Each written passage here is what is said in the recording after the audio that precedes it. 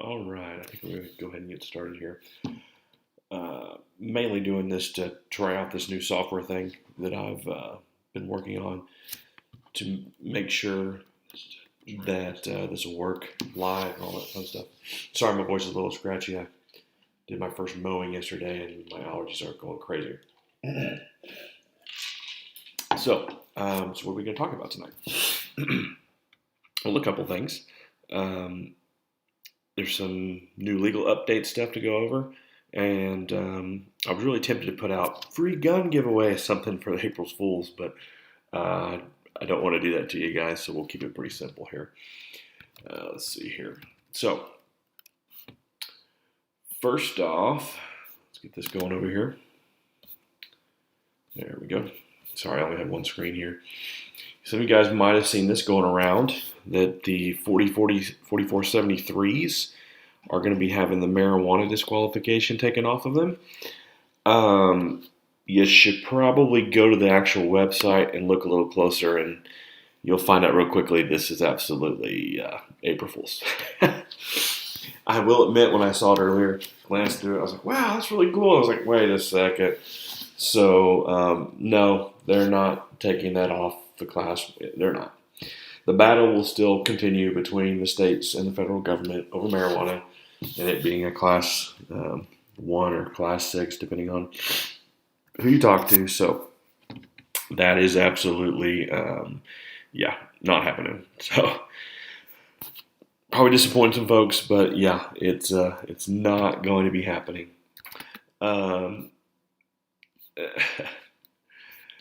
Some other stuff I did see, though, going on that is happening in the legislature. I'm going to pull it up here.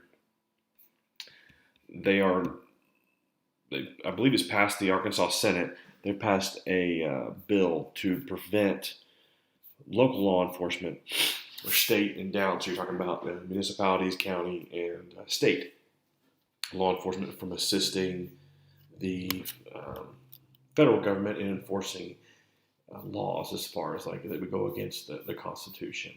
And for some reason, Facebook's being goofy on me here. Get this over here. So what does this really mean? Does this mean that now you can, saw the barrel off your shotgun and all that? No, it's not really what it means. What it's saying is that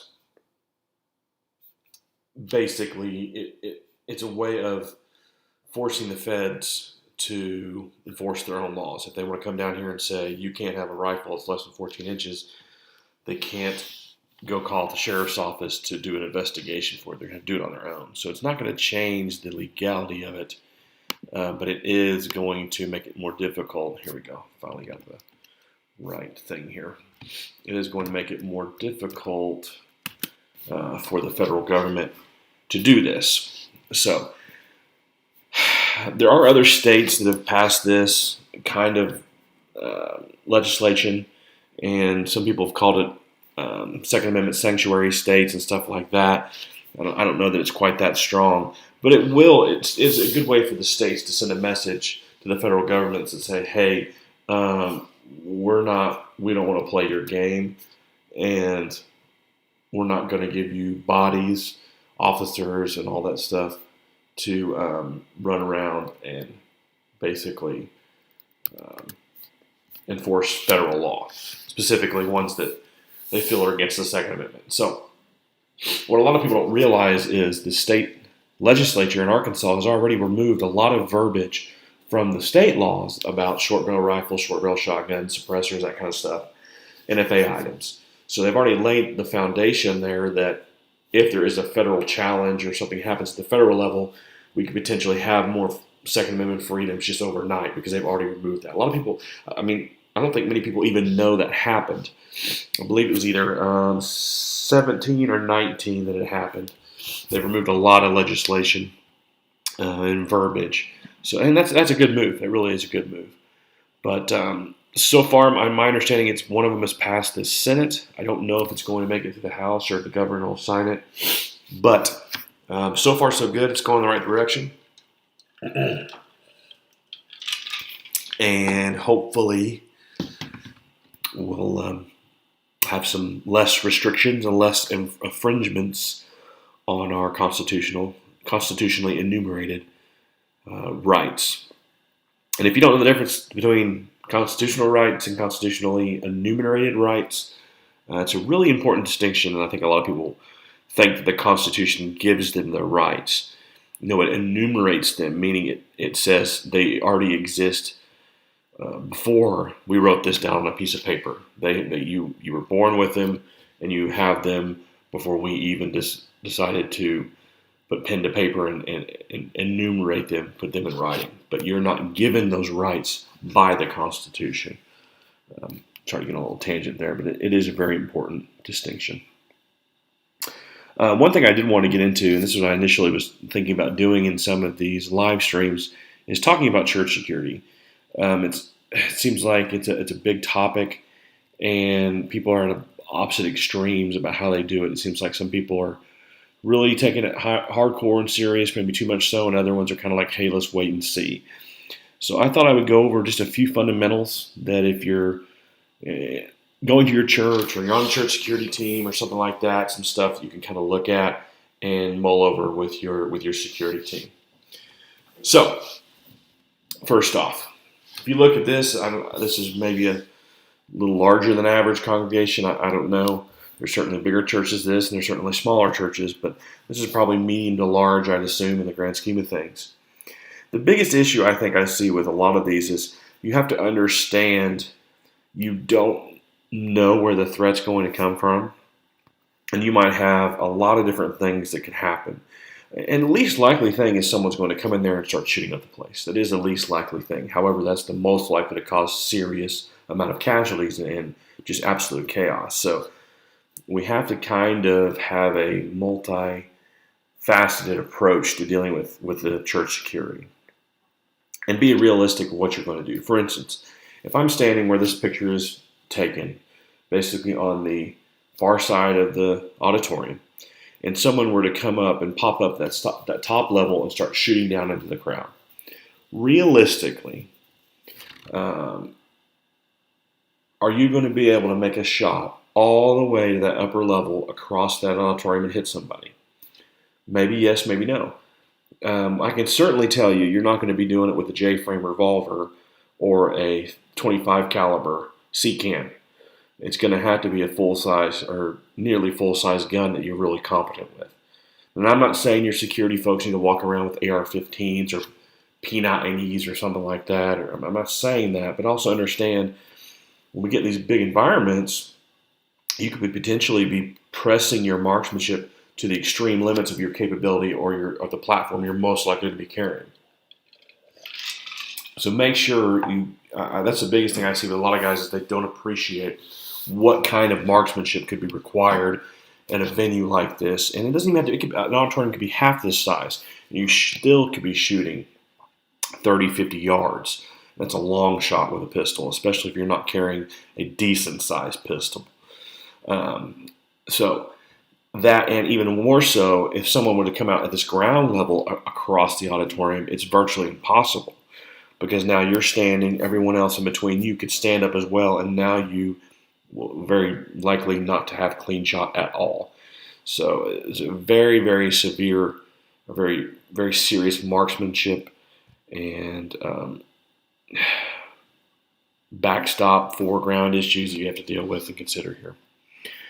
So let's talk more specifically about church security. The biggest thing here is you want to start from a foundation of basically, if we can see these two pictures here, we have two normal looking folks and we have two tactical Timmies down here.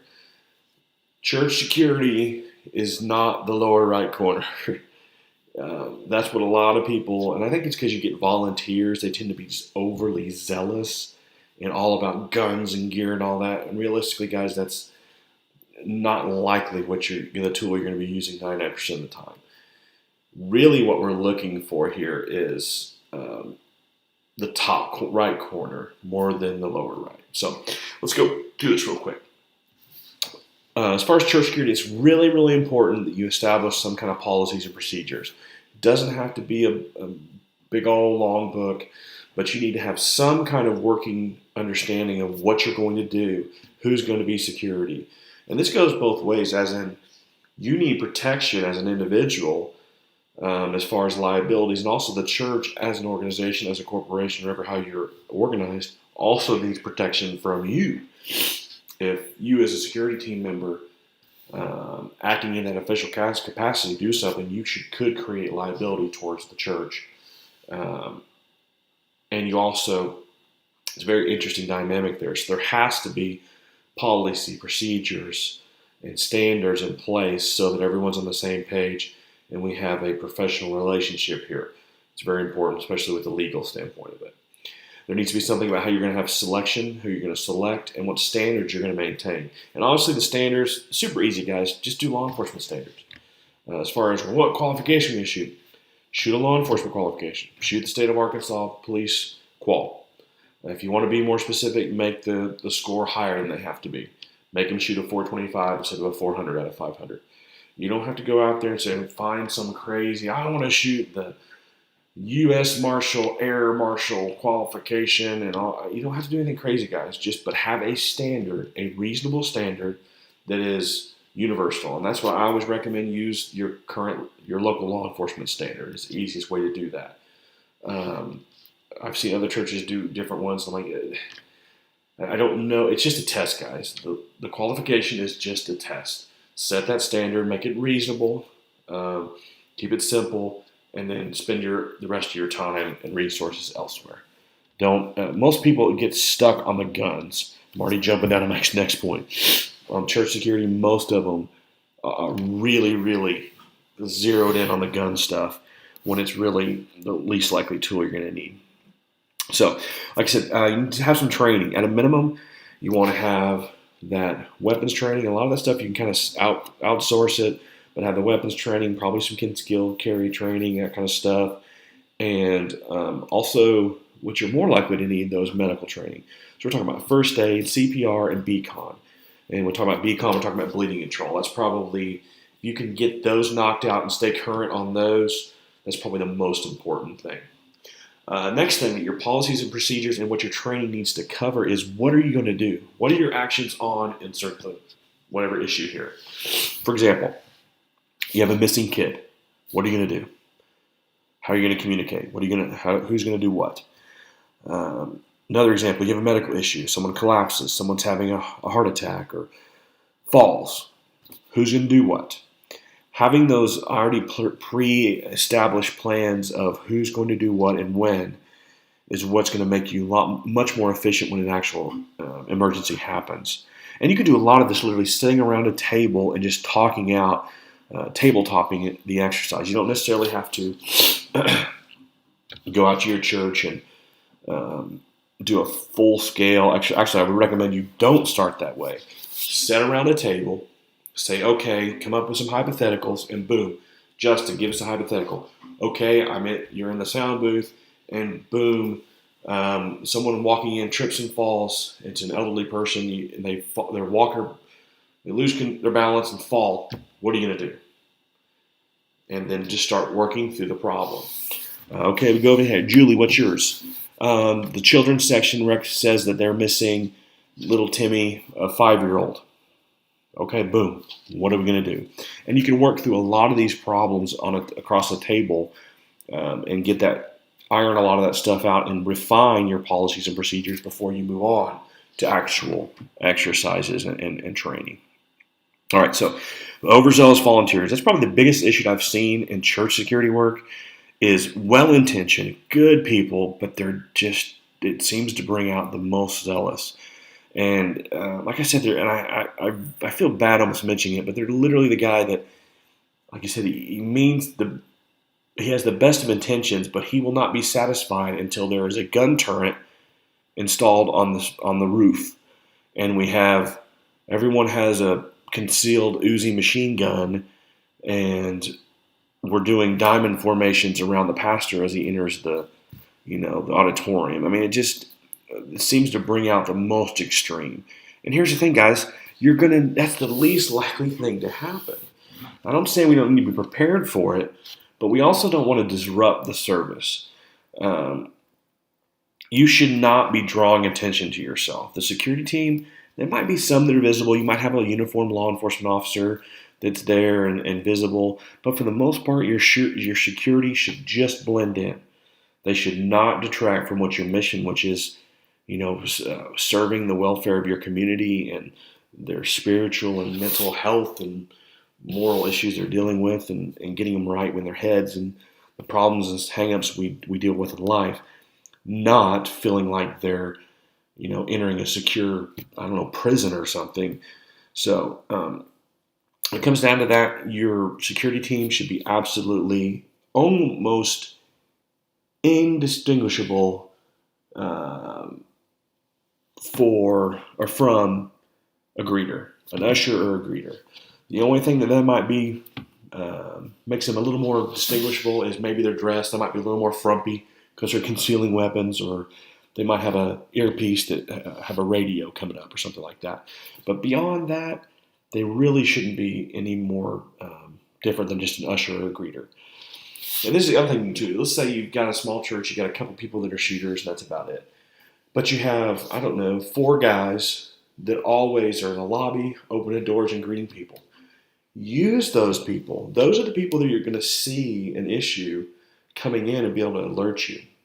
You can double the size of your security team without doubling the amount of your weapons, just by empowering those people that are out there and watching and say, hey, this 4 greeters, can we meet with you on an afternoon or Sunday after services and talk about security things?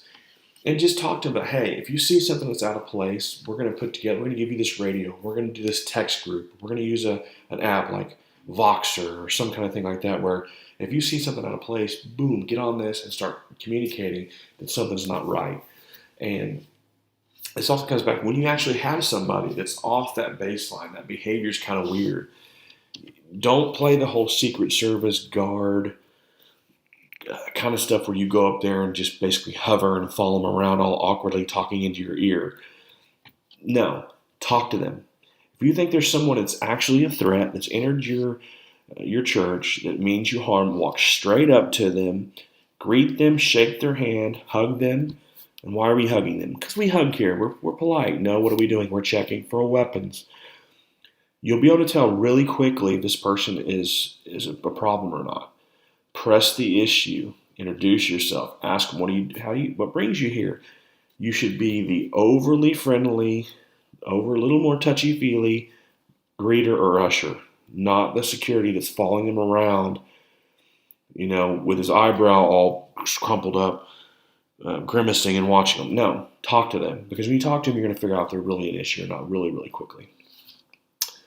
Lastly, as far as how you distribute yourself throughout the church, and then we'll wrap this thing up. Probably the number one place you want to be or focus on is the entrance. If you can restrict the entrances of the facility down to the minimal amount as possible, that's going to be better for you. If you look at this just kind of generic floor plan here, I put number 1 right there. The main entrance where people come in, if you only had one person, that's where you want to be. You want to catch those people as they're coming in and be checking the crowd and watching for those people that come in. There's something wrong with them. Their behavior is off that baseline. Now, after that, probably our next priority as far as just catching people as they come in, I would say is towards the front. If you have an issue, it has a tendency to be after the service or in the middle of the service where someone tries to go onto the stage, and especially in some larger kind of venues. I'm not saying you can't be in the number 3 position either, but we've had more incidents with someone wanting to get in an argument with the speaker after the service and then getting a little heated than we have anything else. And having that person up front tends to be a better positioning because they're close to the stage, which tends to draw people in that want to cause a scene. So that's where I put the number 2 position up there. And it's typically at one corner, not necessarily in the front row where you're completely blind to the rest of the congregation. It would be better to be at the front left or front right where you can kind of set sideways and get a good snapshot of the entire crowd would be really useful. Now after that, we're just going to start distributing our bodies, over how many people we have, evenly throughout where we're most likely to have an issue. So our biggest target is the worship center, sanctuary, auditorium, whatever you want to call it. So distributing ourselves evenly across that is probably going to be our next priority. And then as we have more bodies, we can start to move them around, especially if we have other entrances where people can come in and out that are not well monitored. That would be another position. And just kind of distribute yourself. And a lot of this, you don't necessarily need a huge amount of people. You could have literally 3 or 4. A couple of them are fixed, and another 2 are roving around and moving around and just watching things. And like I said, use those ushers, use those people that are in leadership positions to help you if they see something, to say something. Your key people, like whoever's leading your check-in with your kids, or who's the running the sound booth and that's always watching things. Get those people on some kind of communication where you guys can work together if you see something out of place. As far as other things you're likely to encounter, most violence that happens at churches is related to some kind of incident. Most violence is intimate violence, as in, I know you, you know me, we have a beef, we have a problem. It's a romantic relationship gone wrong or some kind of thing like that, or it's related, crime related. Most stuff that pulls into churches is going to be that intimate violence, a custody dispute, a domestic incident that's now kind of escalating or moved from the home now to the church. So that's where we need to kind of focus our attention on. Likely threats are going to be those kind of disturbances and arguments and stuff and so forth. Once we talk about our placement, probably the biggest thing is communication. And this is the one you're going to use the most. You don't have to go spend thousands of dollars on radios. Frankly, everyone carries a cell phone. There's apps you can use. I use Voxer quite a bit.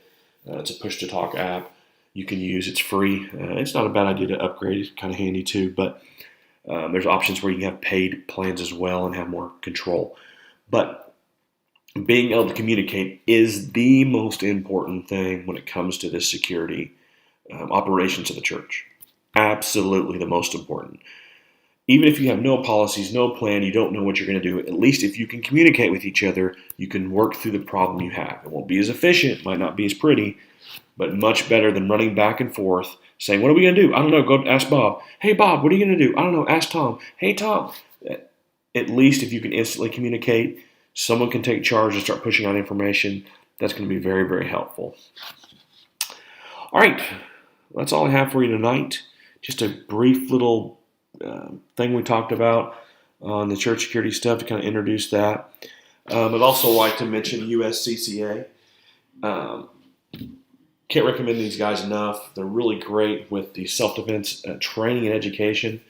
They have really great programs, especially, I mean, this is even before the whole virtual training or Zoom and Skype and all that stuff. They've been doing that stuff, and they have a lot of options for keeping yourself sharp and training and all that. And lastly, it's one of those things too. If something happens, that self-defense liability protection, I'm telling you guys, you're not going to want to go without that. Trust me. It's just like anything else. If you get in an accident, you don't expect to get in an accident today, but if you get in an accident and you don't have any coverage, no insurance, that just makes things exponentially worse. This day and age is very litigious. You can expect to be sued if you get involved in one of these, so it's going to give you a lot of peace of mind to have that protection in your corner. So I really highly recommend you seek these guys out and see what they have to offer. As far as us, we've got training coming up. April 10th is our next class. We'll be doing basic and enhanced concealed carry. We also offer private instruction. That's what we 99% of what we do is the concealed carry, basic and enhanced, and I'd say probably the rest of what we do is primarily just private stuff. We'll meet with people individually and work on their pistol or their rifle or whatever they're trying to do, how they carry, what kind of weapon they're working on. And that's what we like to do is the smaller groups, 1 or 2, or one-on-one or one on a couple or something like that, and work through that.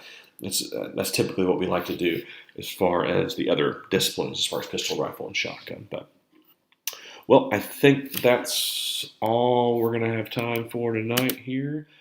I think the software worked pretty good, I think. I don't have dual monitors up here, so you're probably seeing some of the technical stuff behind the scenes here. But it looks like my intro thing worked. Give me some feedback on that, see what you think. I'm trying to make this a little more professional and smooth and transitioning between that. So once again, sorry for the raspy voice and the congestion and allergies. But I really appreciate your time and attention. If you have any questions, feel free to hit us up. Thank you very much.